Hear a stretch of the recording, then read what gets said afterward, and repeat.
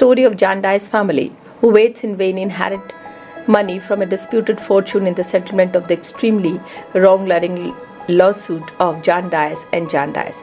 Charles Dickens' famous novel Bleak House centered on a fictional case of Jarndyce versus Jarndyce. Not many people know, but it was actually based on a number of real-life cases that were ongoing during Dickens' life, most notably in the case of Jens versus Jennings. Dickens satirizing the chancery in Bleak House, portraying a useless court that has driven people to suicide and ruined lives as if it has slogged on pointlessly and ineffectively. Besides being a satire, Bleak House is also a detective story, one of the first examples of the genre. Tulkinghorn, an extremely capable solicitor, a leading attorney of the Chancery Court, is the main enemy or antagonist in this novel. Nevertheless, despite its dreary atmosphere, dingy locales and troubled characters, Bleak House remains with the genre class of comedy in the sense that, by and large, all ends happily rather than tragically or pathetically. What is the climax of Bleak House? That we will discuss later on. Climax: there are several climaxes in the novel. Most significant are Lady Dedlock's realization that Esther is her daughter in chapter 29 and Mademoiselle Horton's arrest in chapter 54. Following action after Mademoiselle Horton is arrested, Inspector Bucket explained the path that led him to his dramatic conclusion. The most obvious theme in Bleak House is that of the undeserved suffering created by High Court of Chancery in particular and by venal, self-serving lawyer Tulkinghorn in general. Notoriously long and difficult book, Bleak Houses. A Moby Dick or The Whale by Melville Herman, Less Miserable by Hugo Victor, Ulysses by Joyce James, Finnegan's Wake by Joyce James, Infinite Jest, a novel, Mark Z. Daniel Wesky, House of Leaves, War and Peace, vintage classic by Tolstoy, and the Brothers Karamazov by Dostoevsky. These are actually based on the similar themes of the Bleak House.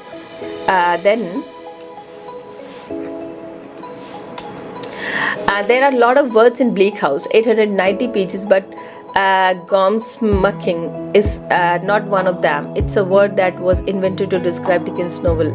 This is a very clever book because the main issue with this exactly point Dickens is making. It's so long and dragged out. Bleak House in its atmosphere symbolizes the magnificent bleak comedy is often regarded as the best of Dickens, a great Victorian novel. It is so inventive and its competing plot and style that is eluded interpretation. So gobsmacking, that is the word which is used or invented by Charles Dickens. The name of the Bleak House has been nothing less than the symbol of desolation and loneliness, in which anyone who has become entangled in the suit of law found himself lonely. Bleak House has a happy ending in the sense that all major plot lines are resolved by the end of the novel. Esther Summerson, the heroine of the book, marries Mr. Alan Woodcourt. Esther is in a Bleak House. She is 20-year-old. At the opening of the Bleak House, I'm 20, employed by Mr. Jarndyce as a housekeeper and a champion to his young ward, a dark layer. Others think me pretty. I never think of such thing when I'm scared by the smallpox. I put my such thoughts as far as from myself as possible. That was the narration by the Summerson for herself. Joe's death is truly bleak moment, and narrator takes the time to moralize about the injustice of his death. So few people were ever treated to Joe with kindness, who was forced to spend his life moving on from one place to next, never welcome anywhere. Mrs. Jarndyce falls in love with Esther Summerson, but nobly allows her to break off their engagement and actively arranges a marriage to Mr. Woodcourt, whom he knows she loves more and will be happier with. Does Jarndyce love Esther? Yes, he truly loves Esther, and for the sake of her happiness is he willing to go away her, even Esther, as a gift. Later in the novel, Jarndyce present to her to Dr. Alan Woodcourt. Charles Dickens claimed novel's Bleak House is a scathing critique of Victorian England, published in 1852, a time of continuing industrialization and changing social structure. The book emphasized futile struggle of the middle class to climb the social ladder in pursuit of money and status. Charles Dickens' claimed novel Bleak House is a scathing critique of Victorian English, and Esther Summerson, the narrator and protagonist in Bleak House, is relentlessly modest and frequently disparages her own intelligence, but she proves to be confident narrator who never misses the opportunity to relate others complain of her. It is undoubtedly a Mademoiselle Hortense who stand out due to her violence. She is the French maid of Lady Dedlock who murders Tulkinghorn, the great lawyer, in the middle of the novel.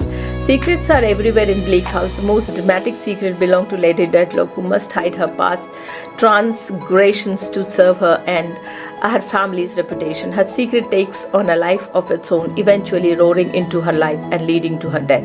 She becomes engaged to Mr. Jarndyce, her grand guardian, but ultimately marries a doctor named Alan Woodcard, who has fallen in love with her and over the course of the novel.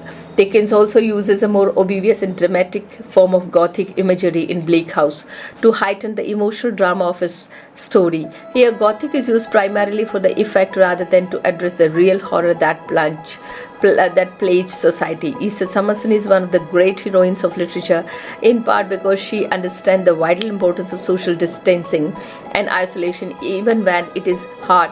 Dickens does not name the illness, but based on the description, Charlie and soon Esther seem to have contracted smallpox. Lady Honoria Dedlock, fictional character in the novel Bleak House 1853 by Charles Dickens, a beautiful woman who harbors the secret that she bore an illegitimate daughter before her marriage to a wealthy baronet.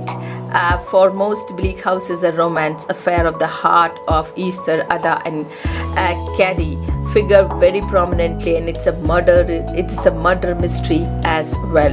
Lady Dedlock finds the grave of her dead fiancé and lies down on it. She quickly dies of exposure. Her body is found by Esther and Inspector Bucket. She is buried in the Dedlock family mausoleum by a loving and a totally forgiving Sir Dedlock. It looks like smallpox, reads like smallpox, and one particularly memorable sequence and even like smallpox. But for all this, Dickens never categorically states that it is indeed smallpox which ruins Esther's small complexion and hastens Joe and crossing sweeper of his overly sentimental that Esther hid a secret. She was the cousin of Mordecai and the Jew. When the wicked human develops a plot to kill the Persian Jews, Esther reveals it to the king, who kills human and rescinds the decree. The shy orphan girl becomes the heroine of her people. She is raised by Miss Barbary, a woman who calls herself Esther's grandmother. When she is 14, Miss Barbary dies. Esther is taken away by Cagney and put into boarding school of 6 years. He reveals to her that Miss Barbary was actually her aunt. What is Esther's mother's role in the novel? Esther's mother is the most important figure in the novel after Buddy, the boyfriend, the Joan, the peer with a somewhat parallel fate. Mrs. Greenwood teaches shorthand after Esther's father dies in order to support the family. Why is Bleak House called Bleak House? In fact, this novel is depressing that all London ends up being a kind of unbelievably bleak home for a host of city dwellers who can never leave. She elaborates stories filled with a plot and subplot apparently, and revolves around a complicated and seemingly intractable cold case, which can certainly prove dry reading for many who attempt to approach the gargantuan tome, clocking in around 900 pages long. Bleak House is a novel by Charles Dickens, first published as a 20 episodes between March 1850 and September 1853. The novel has many characters and several subplots, and told partly by the novel heroine Esther Summerson and partly by the omniscient narrator. At the center of the Bleak House is a long-running legal case in the court of Chancery Jarndyce and Jarndyce, which comes about because the testator has written several conflicting wills. In a preface to the 1853 first edition, Dickens claimed there were many actual predecessors of this fictional case. One such was probably Thelluson versus Woodford, in which we'll read in 1797 was contested and not determined until 1859. So 1797 to 59. 59, 60, 60. Though many in legal profession criticized Dickens' satire as exaggerated, Bleak House helped support a judicial reform movement that culminated in the enactment of the legal reform in 1870. Some scholars debate when Bleak House is set. The English legal historian Sir William Holsworth says the action in 1827, however, referred to the preparation for the building of a railway chapter suggested in 1830. So 1797 to 1859. 97 to 1999, 3 years, so 23. Almost 90 years. The case was going of Thelluson versus Woodford was almost for 90 years. Oh my god, it's almost a century. Right. Then, Sir Leicester Dedlock and his wife Honoria lived on his estate at Chesney Wold. Lady Dedlock is a beneficiary under one of his wills. While listening to the reading by the family solicitor, Mr. Tuckingham, of an affidavit, she recognizes the handwriting on the copy. The sight affected her so much she almost faints, which Mr. Tuckingham notices and investigates. He traces the copyist, a pauper known only as Nemo, in the London. Nemo has recently died, and the only person to identify him is a street sweeper, a poor homeless boy named Joe, who lives in a particularly grim and poverty-stricken part of the city London, known as Tom All Alone's. Nemo is Latin for nobody. Easter Summerson is raised by the harsh Miss Barbary, who tells her, "Your mother Easter is your disgrace and you were hers." After Miss Barbary dies, John Dias becomes Easter's guardian and assigns the Chancery lawyer Conversation Ken Gay to take charge of her future. After attending school for the 6 years, Easter moves in with him at his home, Bleak House. John Dias simultaneously assumes custody of two other wards, Richard Carson and Ada Clare, who are both his and one another's distant cousin. They are beneficiaries in one of the wills at issue in John Dias and John Dias. Their guardian is a beneficiary under another will, and the two wills conflict. Richard and Ada soon fall in love, but although Mr. John Dias does not oppose the match, he stipulates that Richard must first choose a profession. Richard first tries a career in medicine, and Easter meets Ellen Woodcourt, a physician, at the house of Richard's tutor. When Richard mentions the prospects of gaining from the resolutions of John Dias and John Dias beseech him never to put faith in what he calls the family. Richard decides to charge his career to law. He later switches again and spends the remainder of his funds to buy a commission as a military officer. Lady Dedlock is also investigating the copyist disguise as her maid,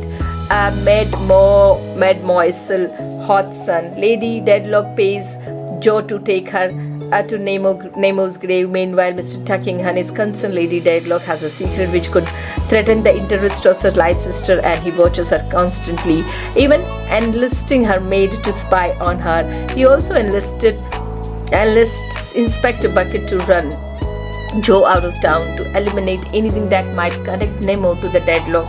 Easter sees Lady Dedlock at church and talks with her later at Chesney Wold. Lady Dedlock discovers that Easter is her own child. Unknown to Sir Leicester, before she married Honoria, had a lover, Captain Howdon Nemo, and bore a daughter by him, who she has believed was dead. The daughter Easter was brought up by Honoria's sister, Miss Barbary. Easter becomes sick, possibly with the smallpox, since it severely disfigures her from the homeless boy Joe. Lady Dedlock waits until Easter has recovered before telling her the truth.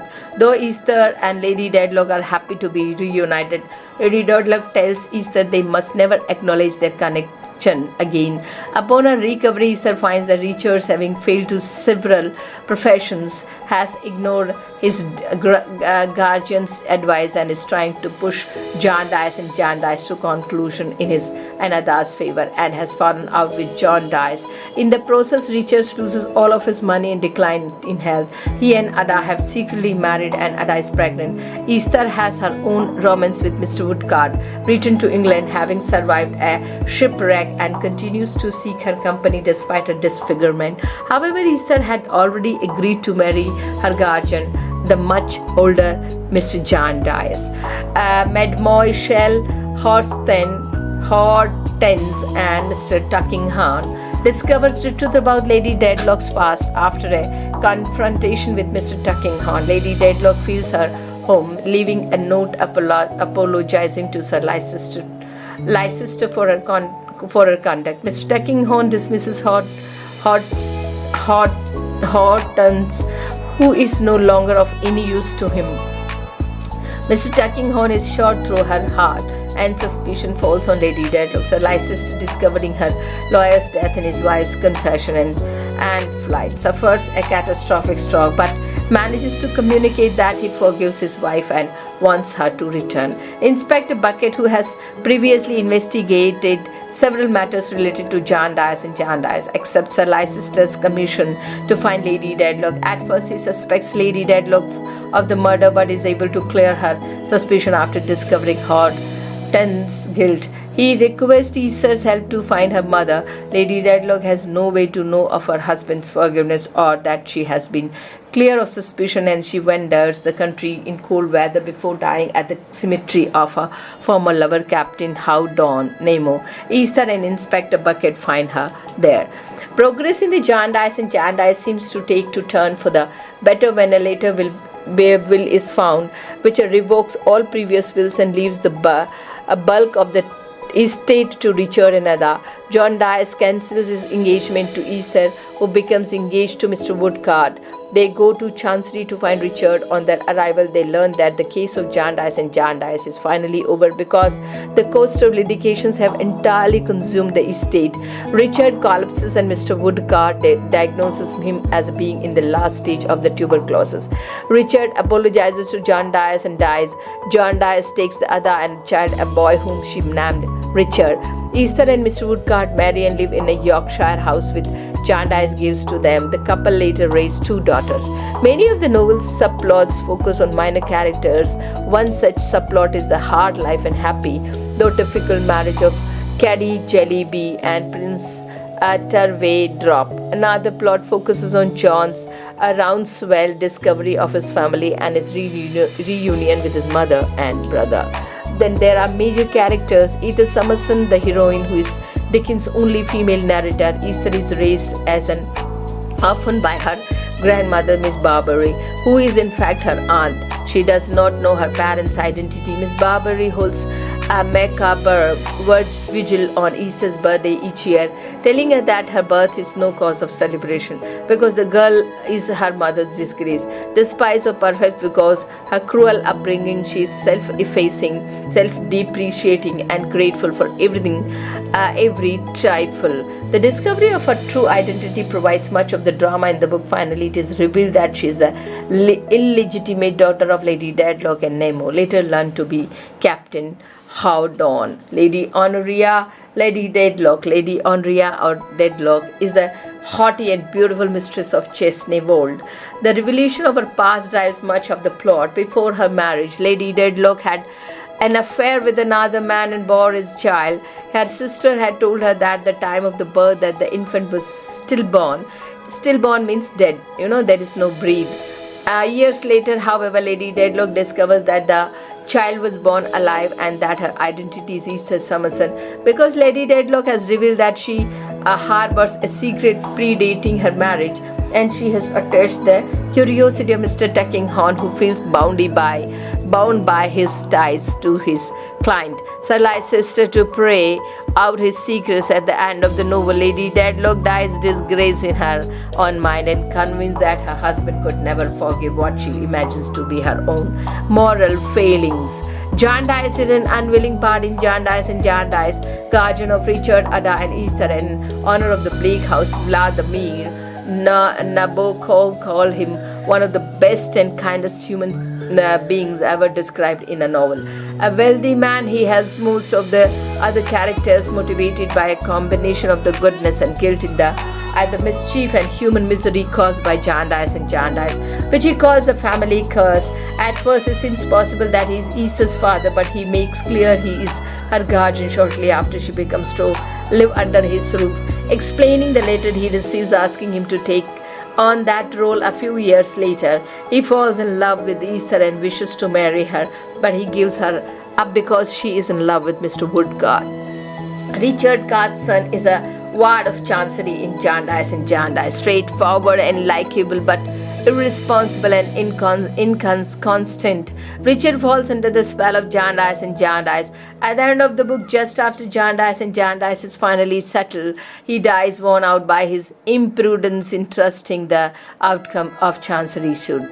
The little lady, Ada Clare, is another young and ward of the Jarndyce and Jarndyce. She falls in love with Richard Cartson, a distant cousin. They later marry in secret and she has Richard's child. She is the dear friend of Easter. Harold Skimpole is a friend of Jarndyce, in the habit of sponging his friends. He is irresponsible, selfish, immoral, and without remorse. He often referred to himself as a child and claimed not to understand human relations, circumstances, and society, but actually understand them very well, and he demonstrates when he enlists Richard and Esther to pay off the bailiff who has arrested him on the writ of debt. He believes that Richard and Ada will be able to acquire credit based on their expectations in Jarndyce and Jarndyce, and declares its intention to start honoring them by letting them pay some of his debts. This character is commonly regarded as a portrait of Leigh Hunt. Dickens wrote a letter in 25th September 1853. I suppose it is the most excited portrait that was ever painted in the words. It is the absolute prediction of the reproduction of the real man. A contemporary critic commented, I recognize Skimpole instantaneously, and so did ever present whom I talked about it with a Leigh Hunt acquaintance. G.K. Chesterton suggested that Dickens may never once have had the unfriendly thought, suppose Hunt behaved like a rascal. He may have only had the fanciful thought, suppose a rascal behaves like Hunt. Lawrence Bythorne is an old friend of Jarndyce, and as a former soldier who speaks in superlative, very loud and harsh but good-hearted. Bythorne was once engaged to and very much in love with a woman who later left him without giving him any reason. That woman was Miss Barbary, who abandoned her former life, and Bythorne, when she took Easter from her sister. Bythorne is also a neighbor of Sir Leicester Dedlock, with whom he is engaged in an epic tangle of lawsuit over a right of way cross of Baby Thorne property. That the Leicester asserts the legal right to close is thought to be based on the writer's Walter Savage Landor. Sir Leicester Dedlock is crusty, much older than his wife. Dedlock is an unthinking conservative who regards the Jarndyce and Jarndyce lawsuit as a mark of distinction worthy of a man of his family lineage. On the other hand, he is shown as a loving and devoted husband towards Lady Dedlock, even after he learns about her secret. Mr. Bill Tuckingham is Sir Leicester's lawyer. He defers to his clients but enjoys and is driven by the power his control of that secret gives him. He learns of Lady Dedlock's past and tries to control her conduct in the name of preserving the reputation and good name of the Sir Leicester. His murderer and his murder gives Dickens the chance to weave a detective plot into the closing chapter of the book. Mr. Wallace Snagsby is the timid and hand-packed proprietor of a law stationery business who gave law rights work to Nemo.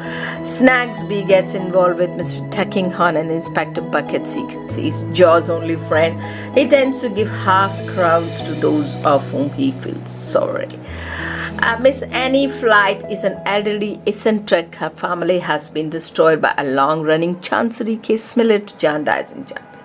And her obsessive fascination with chancery weaves between comedy and tragedy. She owns a large number of little birds which she says will be released on the day of judgment. Mr. William Guppy is a law clerk at Cagney and Carboy. He becomes smitten with Easter and makes an effort of marriage which she refuses. Later, after Easter learns that Lady Dedlock is her mother, they asked to meet Mr. Guppy to tell him to stop investigating her past.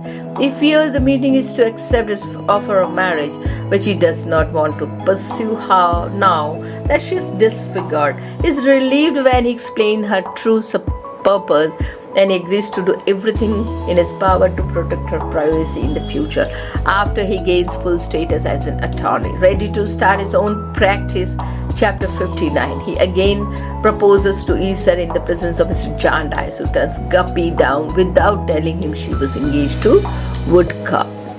Inspector Bucket is of the detective branch, is Metropolitan Police detective who undertakes several investigations throughout the novel, most notably the investigation of the murder of Mr. Tuckinghorn. He is notable in being one of the first detectives in English fiction. This character is probably based on the Inspector Charles Frederick Field of the then recently formed detective branch of the Scotland Yard. Dickens wrote several journalistic pieces about the inspector and work of the detectives in the household word. It has also been argued that the character was based on Jack Witcher, one of the original 8 detectives set up by Scotland Yard in the middle 19th century. Mr. George is a former soldier who once serves under Nemo, who owns a shooting gallery and is trainer in sword and pistol. The first suspect in the murder of Tuckinghorn is exonerated and his true identity is revealed against his wishes to his mother is George Rouncewell, son of the Dedlock's housekeeper, Mrs. Rouncewell, who welcomes him back to the Chesney fold. He ends the book with his body summoned to the stricken services to Dedlock. Caddy, or Caroline Jellyby, is a friend of Easter's as secretary to her mother. Caddy feels ashamed of her own lack of manners, but Easter's friendship hardens her. Caddy falls in love with Prince Tarvaydrop, marries him, and has a baby. Croc is a rogue and bottle merchant and collector of paper. He's also landlord of the house where Nemo and Miss Flight live, and there, even that Nemo dies, he seems to subsist on a diet of chicken. Crook dies from the case of the spontaneous combustion, something that Dickens believes could happen, but which some critics, as such the English essayist George Henry Lewis, denounced as an outlandish amongst the stake of papers obsessively hardened by the illiterate Crook is the key to resolve the case of Jarndyce and Jarndyce. Joe is a young boy who lives on the street and tries to make a living as a sweeper. Joe was the only person with whom Nemo had any real connection. Nemo expresses a potential sort of interest in Joe, something that no other human had ever done.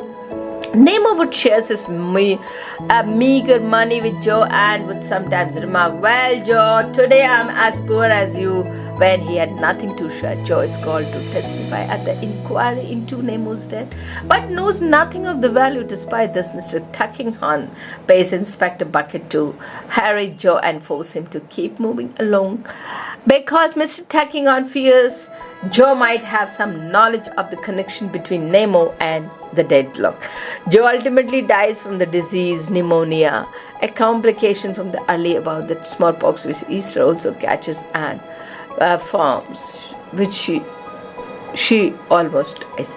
Alan Woodcock is a surgeon and a kind, caring man who loves Esther deeply. Shinton loves him but feels unable to respond. Not only because of her prior commitment to John Dice, but also because she fears her illegitimacy will cause his mother to object to their connection. Grandfather Smallville, Mr. Edwards. And these are the minor characters. Mr. Gridley, Mrs. Snagsby, Custer, Naked, Charlie, Tom, Emma, Mrs. Jellyby, Mr. Jellyby, P.P. Jellyby, Prince Turvey Drop, Old Mr. Turvey Drop, Jenny, Rosa, Hortense, Mrs. Rouncewell, Mr. Rouncewell, What Rouncewell, Volumnia, Miss Barber, Mrs. Rachel Chadband, Mr. Chadband, Mrs. Smallweed, young Mr. Urbart, Judy Smallweed,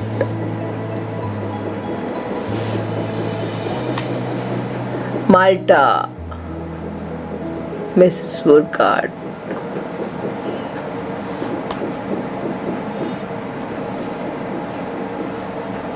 narrative structure of Bleak House.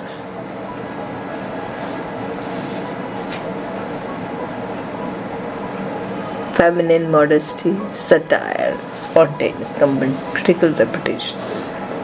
Okay, so we are here again, and we were there at the. Now let me just finish up the minor characters I've just shown you. Then we can go for the major characters we have done. Now let me come to. See, I'm just leaving these slides so you can take the screenshot. Emma is naked baby daughter. Dom is naked young son. Mrs. Jellyby. Mrs. Jellyby is Caddy's mother, a telescopic philanthropist obsessed with an obscure African tribe but having little regard for the notion of the clarity beginning at home. She's distraught. Dickens wrote his character as a criticism of female activists like Caroline Chisholm, Mr. Jellyby. Then these are minor characters. Please note it down.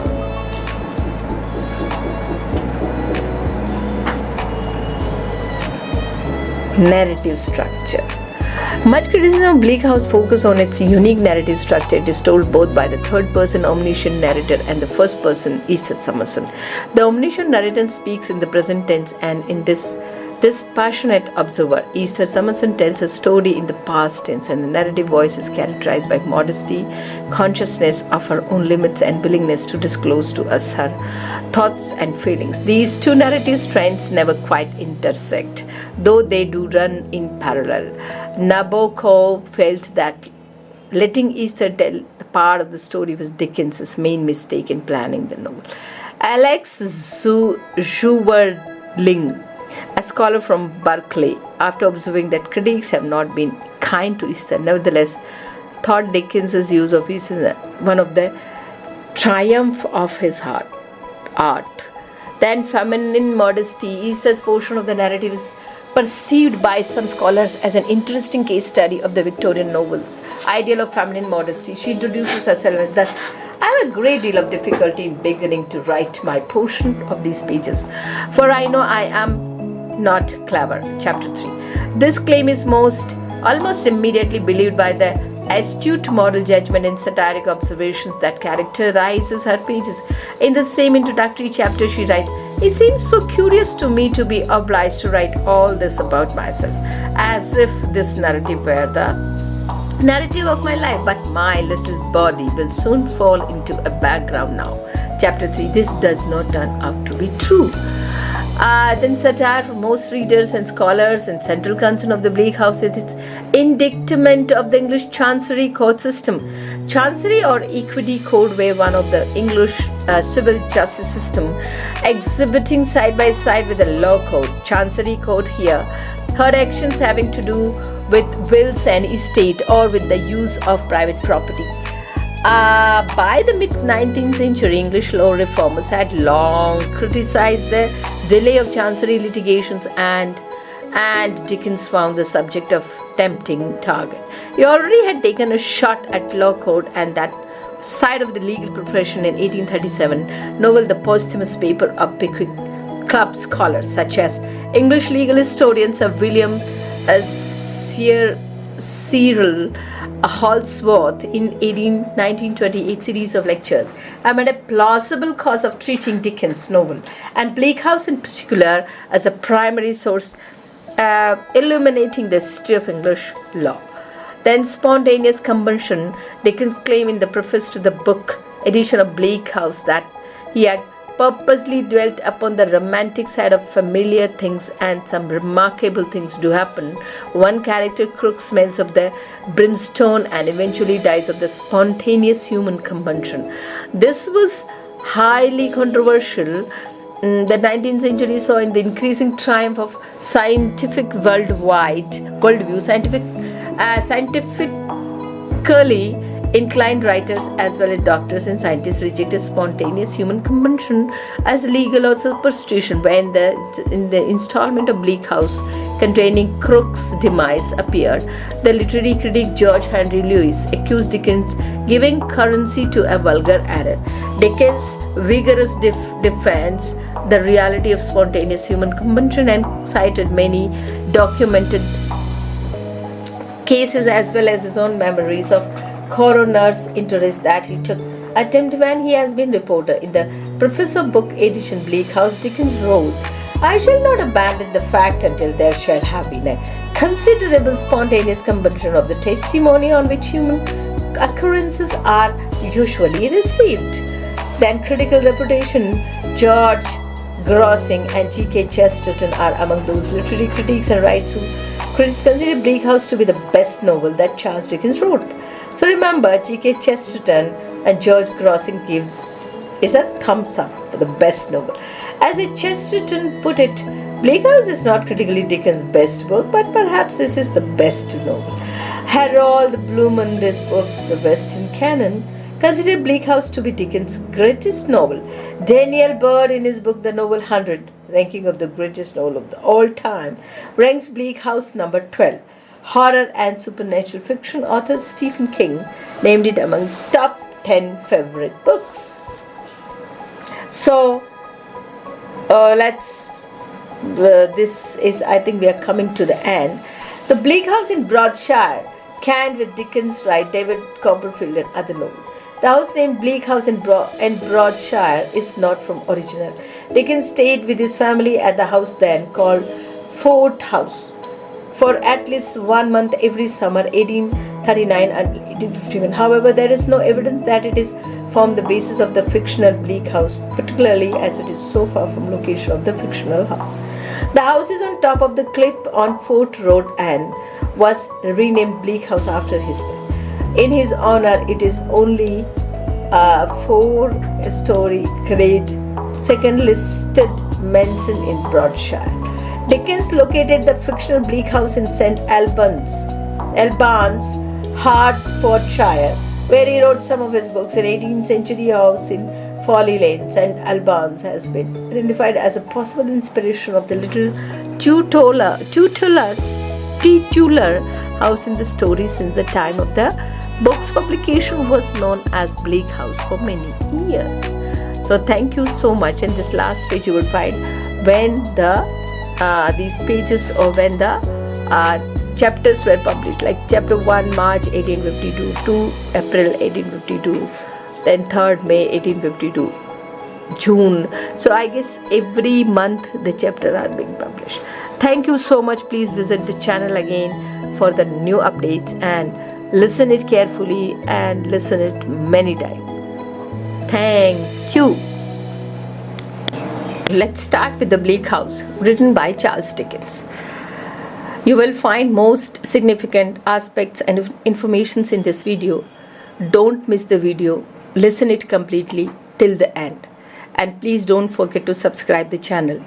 Dr. Anju Gurawa, Delhi University. Bleak House is the